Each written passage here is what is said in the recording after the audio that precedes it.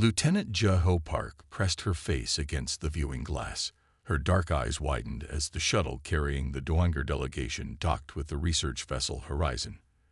This was her first time seeing the insect-like aliens in person. "Remember, Lieutenant, no sudden movements. No showing teeth when you smile," Captain Tau said, standing tall beside her. "Doangers see that as a threat." Jeho nodded. As the ship's xenobiologist, she had studied the Doangers for years, but only through reports and recordings. Her heart beat fast in her chest. The airlock hissed open. 4 tall figures stepped through, their hard outer shells gleaming under the bright lights. They stood on 2 legs like humans, but that was where the similarities ended. Each Doanger had 4 arms and a head that reminded Jeho of an ant, with large compound eyes and moving mouth parts. "Welcome to the Horizon," Captain Tau said with a small bow. The tallest Doanger clicked its mandibles. A small device on its chest translated, "We accept your welcome, humans." Jeho couldn't help but stare at the one standing slightly apart from the others. Unlike its companions, whose shells were dark green, this one had patches of blue along its arms and head. The blue-marked Doanger turned its large eyes toward her, and Jeho quickly looked away. Later that day, Jeho worked alone in the lab, recording her observations of the meeting. The door slid open. She turned and froze. The blue-marked Doanger stood in the doorway. "I am Puma," it said through its translator. "You are the one who studies life." "Ah, yes," Jeho said, standing up straight. "Lieutenant Jeho Park, xenobiologist." Puma stepped into the room, its hard feet clicking on the floor. It moved with surprising grace for a creature with an exoskeleton. "You watched me earlier. Why?" Jeho felt her face grow warm. "I'm sorry. I noticed your shell is different from the others. I was curious." Puma's head tilted. "Blue marks show I am warrior caste." It stepped closer to her desk. "What is this?" Jeho looked down at the small plant she had been studying. "It's a flower from Earth. A daisy. Earth, your home world." Puma leaned down to examine the flower. "I wish to learn more about humans." This was not what Jeho expected. The reports all said Doangers were private and cold, especially the warrior caste. "That's not very common among your people, is it?" she asked. "No." Puma straightened up. "But how can we know if humans are threat or friend without study?" Jeho smiled, then remembered not to show her teeth. "I feel the same way about Doangers." For the next week, Puma visited Jeho's lab daily. Against all rules, their meetings became informal cultural exchanges. Jeho learned that Doangers communicated not just through words, but through scents humans couldn't smell and tiny movements humans couldn't see. "Your people miss much," Puma explained. "When Ambassador Kell moved his left mandible during talks today, he showed great anger. Your captain did not notice." "What was he angry about?" Jeho asked. "The asteroid belt, rich in resources both our peoples want." Jeho frowned. "I didn't know there was a dispute over an asteroid belt." Puma's antennae twitched. "Soon everyone will know." The next morning, alarms blared throughout the ship. Jeho rushed to the command center, where screens showed a human mining ship and a Doanger vessel firing warning shots at each other. "What's happening?" she asked. Captain Tawu's face was grim. "Border dispute just turned hot. That asteroid belt Puma mentioned to you. Turns out both sides claim it." Jeho's stomach tightened. "How did you know Puma told me about it?" The captain gave her a sharp look. "Because I ordered all your conversations recorded, Lieutenant, and it's a good thing I did." The Doanger ambassador entered the command center, his translator off. His mandibles clicked rapidly, eyes fixed on the human captain. War was coming. Jeho could feel it. And somehow, she and Puma were caught in the middle of it all. The meeting room was tense. Human officers sat on one side of the long table, Doanger representatives on the other. Captain Tawu stood at the head, his face hard as stone. "The asteroid belt is in neutral space," he said. "We have every right to mine there." The Dowager ambassador's mandibles clicked rapidly. His translator spoke in a flat voice. "The belt was claimed by Dowangers 3 cycles ago. Your mining ships trespass." Jai-Ho sat quietly in the corner, taking notes. She noticed Puma standing against the wall with the other warrior caste Dowangers. Their eyes met briefly. After 2 hours of heated words, both sides agreed to nothing. The room emptied slowly, but Puma lingered. "Your captain is stubborn," Puma said when they were alone. Jai-Ho sighed. "So is your ambassador." "Walk with me," Puma said.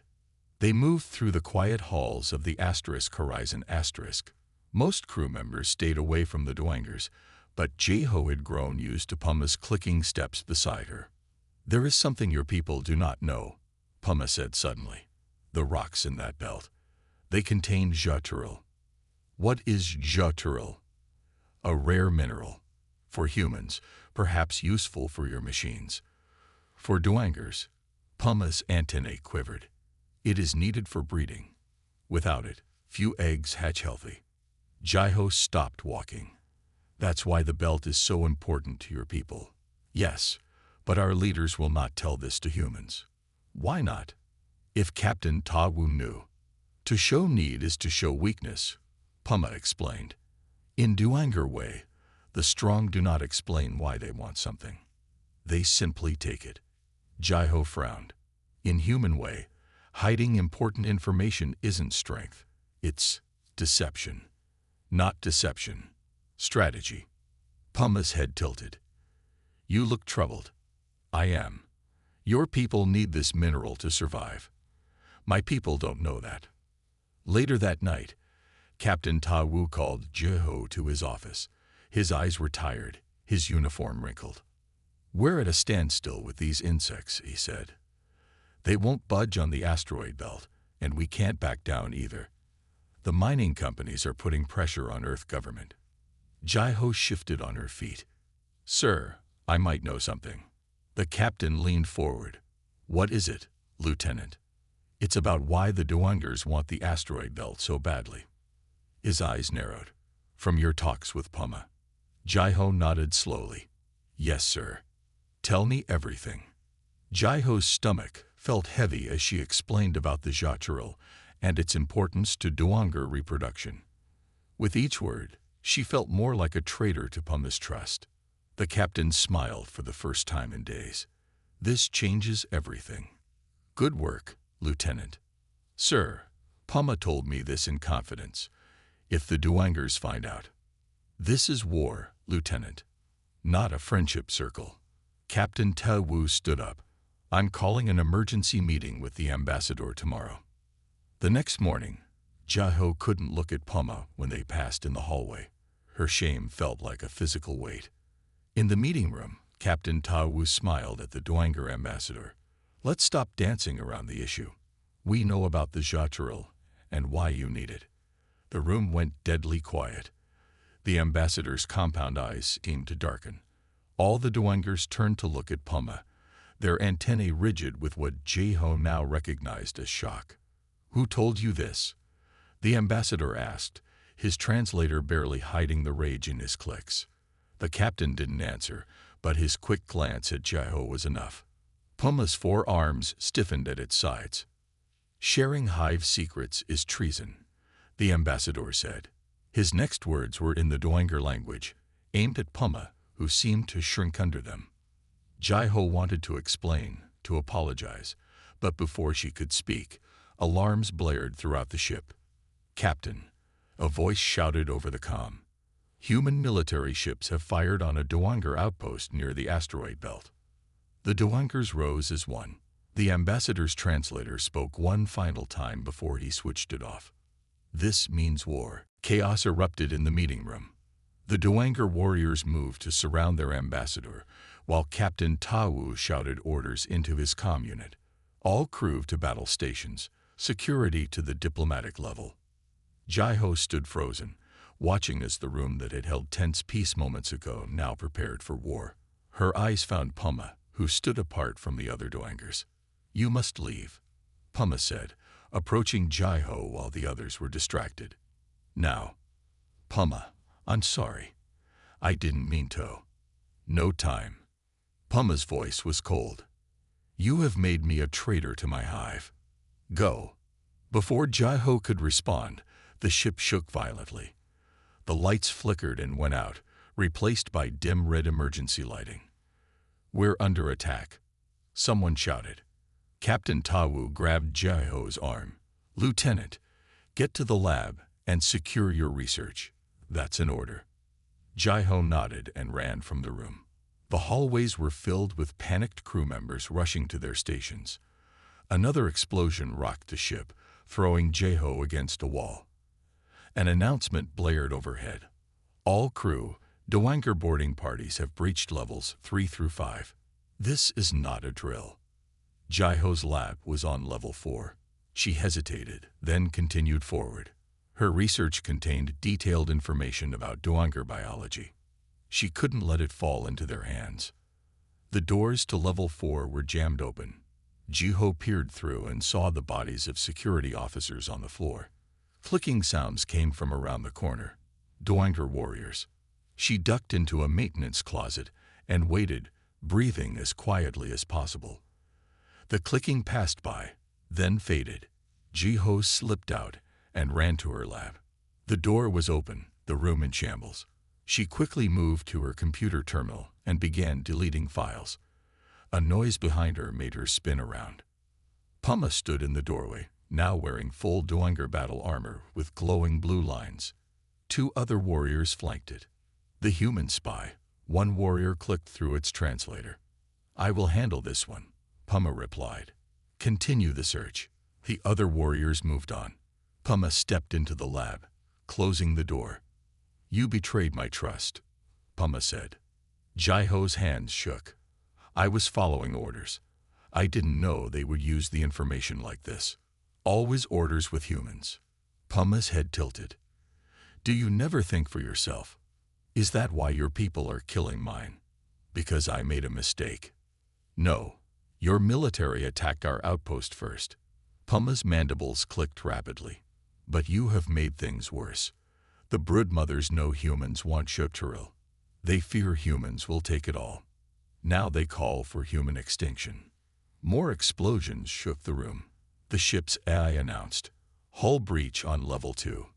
Emergency protocols activated." Puma suddenly moved toward Jai-Ho, who backed against the wall. But instead of attacking, Puma pressed a panel beside her. A small maintenance shaft opened. "Get in," Puma ordered. "What?" "Get in.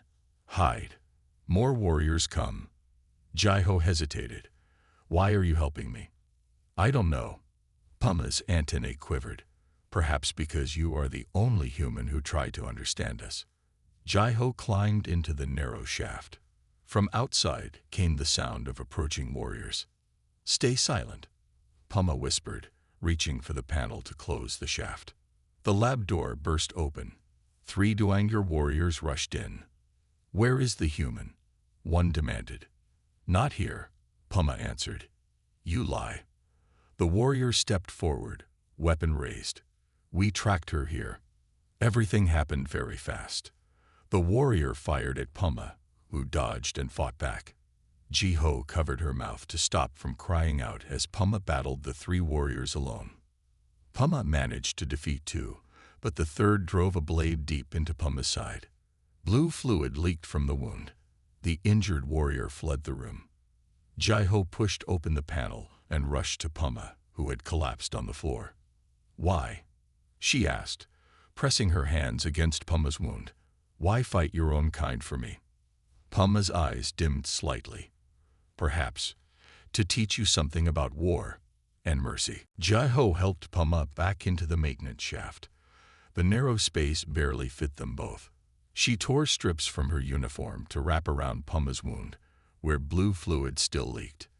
"We need to get you proper medical help," Jai-Ho whispered. "No," Puma's voice was weak.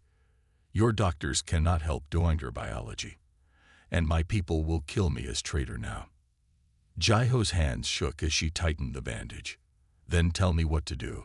How do I help you? My body will heal if given time. The shell will close the wound. From outside the shaft, they heard the heavy footsteps of Dwanger warriors moving through the ship. The Horizon asterisk had fallen to enemy control. Jaiho and Puma stayed hidden, listening to the sounds of their world changing. Hours passed. Jaiho's legs cramped in the small space, but she didn't dare move.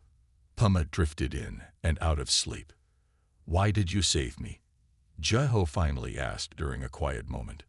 Puma's large eyes focused on her. You are different. You try to understand. Most humans see us as just insects. I betrayed your trust. Yes, that was wrong. Puma shifted, wincing. But you did not understand what you did. In Dwanger society, sharing hive secrets means death.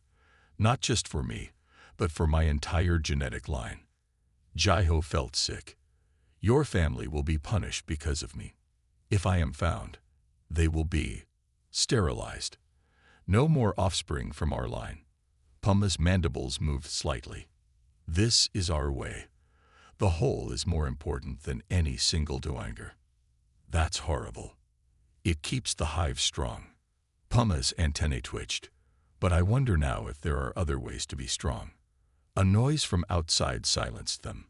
The panel to their hiding place slid open. Jaiho tensed, ready to fight, but instead saw a human face.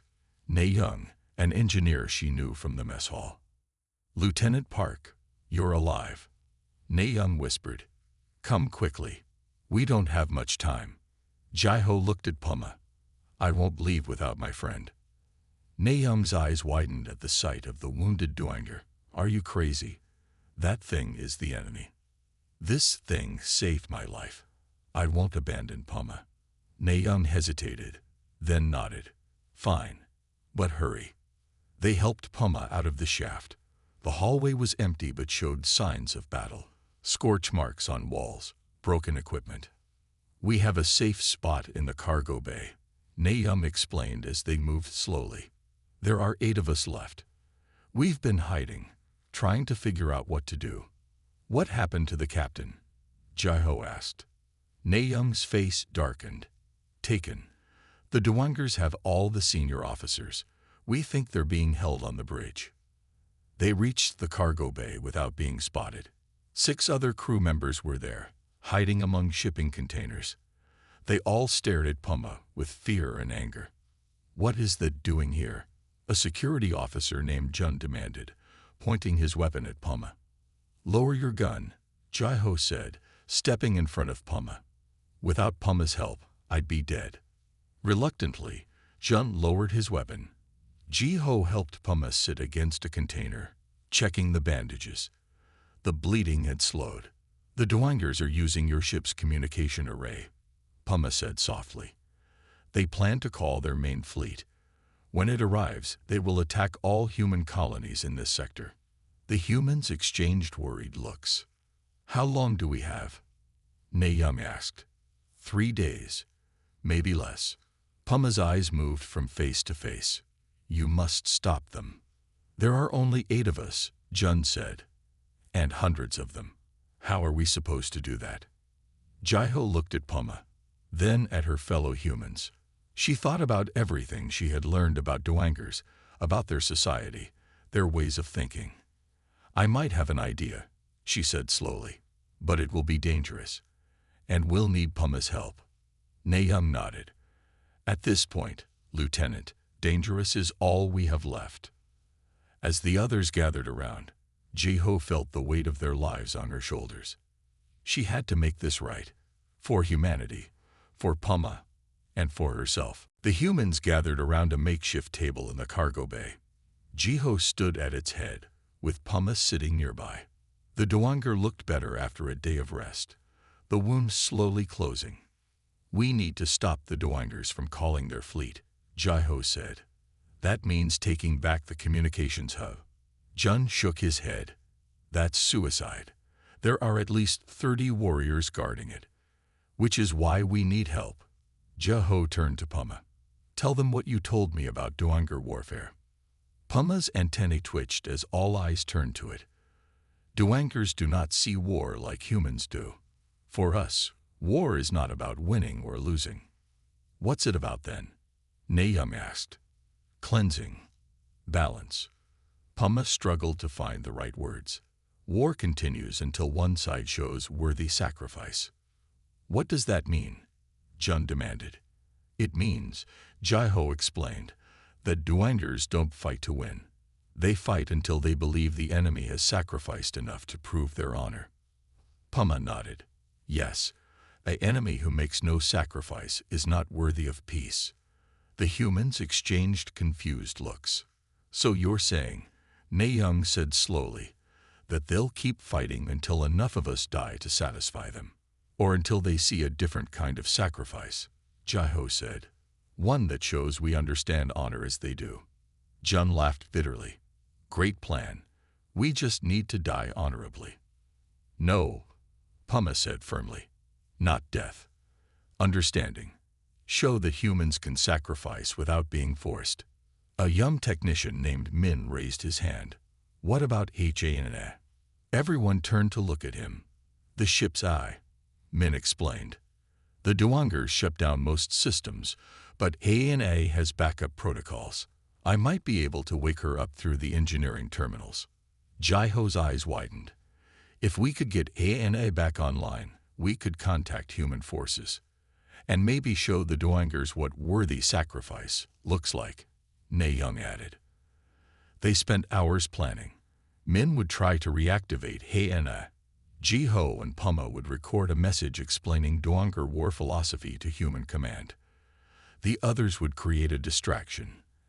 As they prepared, Jiho found Puma sitting alone, staring at the stars through a small viewport. Are you okay? She asked. No, Puma's voice was soft. I think about my hive, my genetic kin. They will suffer for my choices. Jiho sat beside the alien. I'm sorry. Do not be sorry. Be better. Puma turned to face her. Humans and Doangers are not so different. Both stubborn, both proud. But one must bend first, or both will break. If we succeed, maybe we can change that. Show both sides a new way. Puma's mandibles clicked gently. That is why I help you, to find a new way. The next morning, they put their plan in action. Min snuck to engineering while the others prepared the distraction. Jiho and Puma recorded their message, explaining Doanger honor concepts and suggesting a new approach to peace. It's working. Min's excited voice came through their comms. Hannah's waking up. I'm connecting to her backup systems now. Suddenly, alarms blared throughout the ship. A calm female voice spoke through the speakers. This is HFY. I am detecting multiple unauthorized accesses to my systems. They know, Jun shouted over the comm. The Doangers are coming to engineering. Keep them busy, Jiho responded. We need 5 more minutes to finish the upload. Nayoung's voice came next, breathless. There are too many of them. We can't hold them off much longer. Jiho looked at Puma, who nodded in understanding. We're coming to help, Jiho said, grabbing a weapon. As they raced through the halls toward engineering, Puma spoke urgently. Human ships have entered the system. I can sense our warriors preparing for battle. How do you know? Doanger shared awareness. All warriors feel the coming fight. They turned a corner and found chaos. Nayoung and the others were pinned down by Doanger fire. Min was still at the terminal, fingers flying over the controls. Just a few more seconds, he called. Jiho looked at Puma, then at her fellow humans fighting against impossible odds. Whatever happened next would change everything. Jiho and Puma took cover behind a fallen storage unit. Doanger energy blasts hit the wall above them, showering them with sparks. We need to get to the communications hub, Jiho shouted over the noise. Min, how much longer? Min's fingers flew across the terminal. Almost there. HFY is at 85% function. More Doanger warriors appeared at the far end of the corridor. Jun, and 2 others fired back, but they were running out of power for their weapons. "There are too many," Ne Young said, sliding down next to Jai-Ho. "We can't hold them off much longer." Puma looked at the humans fighting desperately against overwhelming odds. "Your people fight well. With honor. Fat lot of good honor does when we're dead," Jun shouted, ducking as a blast nearly hit his head. "Upload complete," Min called out. Hyena is back online. The ship's AI spoke through the nearest speaker. "All systems operational. I am detecting multiple Dwenger life signs throughout the ship and human fleet vessels entering the system." "Hyena," Jai-Ho called out. "Send our recorded message to the human fleet. Authorization Park J, Sinobiology Chief." "Processing." Hyena replied. "Message sent. Warning. Dwenger forces are converging on your position." Ne Young grabbed Jai-Ho's arm. "We need to move. Now, get to the communications hub while we hold them here." "What? No." Jai-Ho shook her head. "We all go together." Ne Young smiled sadly. "Someone has to keep them busy." Before Jai-Ho could argue, Ne Young turned to the others. "Jun, Min, cover me. I'm going to set my power pack to overload. It'll create a barrier they can't cross for at least 10 minutes. Puma's antennae straightened in alarm. "That will kill you." "I know." Ne Young checked her weapon. "That's the point." Jai-Ho grabbed her friend's arm. "There has to be another way." "There isn't." Ne Young looked at Puma. "This is worthy sacrifice, right?" Puma nodded slowly. "The highest form." Ne Young smiled. "Then maybe it won't be for nothing." She pulled away from Jai-Ho. "Go.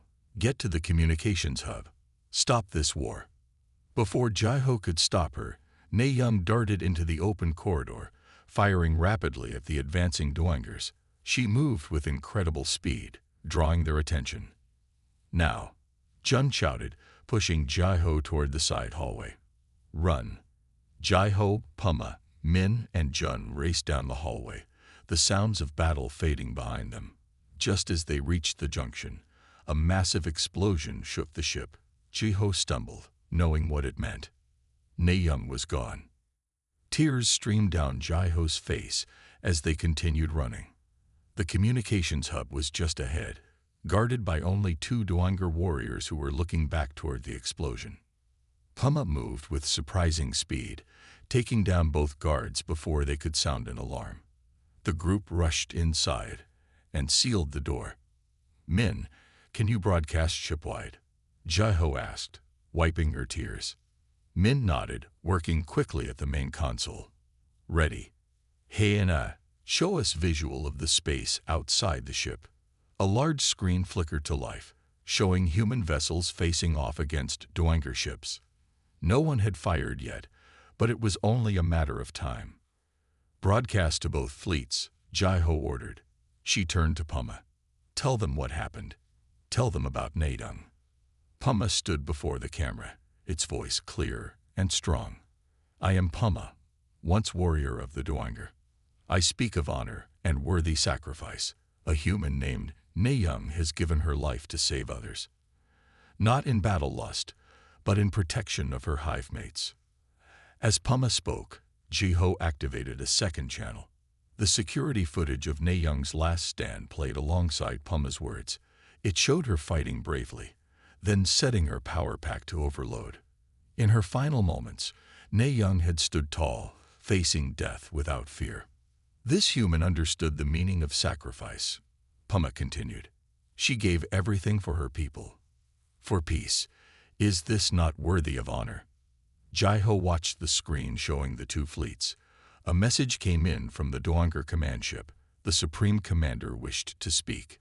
For the first time since the conflict began, Jai-Ho felt something new. Hope. The main screen in the communications hub flickered.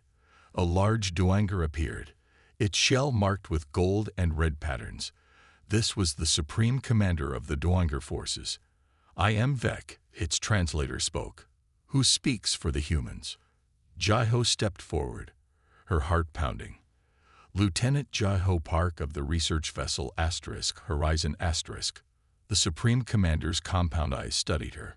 You broadcast the death of one human as if it should matter to us. We have lost hundreds in this conflict. Ne Young didn't just die, Jai-Ho said firmly. She chose to sacrifice herself to save others.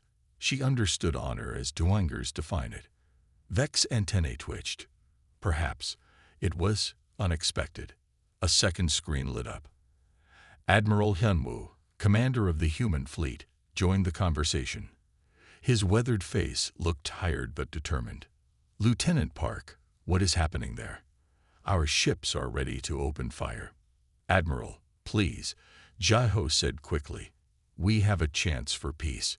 The Dwangers don't fight to win or lose. They fight until they see worthy sacrifice. You expect us to sacrifice our people to satisfy some alien concept of honor? The Admiral asked. Puma stepped forward. May I speak to both leaders? Jai-Ho nodded, and Puma addressed the screens. I am Puma, once warrior caste, now outcast. I have lived among humans. I have seen their ways. Puma paused. Humans have a concept Dwangers do not understand. Mercy. What is this mercy? Vek asked. It is sparing an enemy when you could destroy them, Puma explained. Humans see strength in this act. That makes no sense, Vek clicked. To spare an enemy denies them an honorable death. Or, Jai-Ho interrupted, it recognizes their worth without requiring their destruction. The Admiral frowned. Lieutenant, what are you suggesting? Jai-Ho took a deep breath. The asteroid belt contains Jeturil, a mineral vital for Dwanger reproduction. That's why they want it so badly. But we didn't know this because in their culture, showing need is weakness. And in human culture, Puma added, hiding important information is deception. Jai-Ho looked directly at the Admiral. Sir, I believe we can end this conflict if we sacrifice something other than lives. You mean give up the asteroid belt? The Admiral asked, his voice hard. Half of it, Jai-Ho suggested. A voluntary sacrifice to show respect. The Admiral was silent for a long moment. The mining companies won't like it. With respect, sir, they'll like a war even less. Vek's mandibles clicked rapidly. You would give up resources without being forced. This is not how conflict is resolved. It's called compromise, Jai-Ho explained. Both sides give up something to gain peace. It is strange, Vek admitted, but interesting. You would sacrifice without blood. Yes, the Admiral said, making his decision. Lieutenant Park is right. We offer half the asteroid belt as our sacrifice. The Dwanger Supreme Commander went silent, its antennae moving in complex patterns as it considered this strange human concept. Finally, Vek spoke again. This mercy, it is not weakness. No, Puma said firmly. It takes great strength to show mercy, greater than it takes to kill.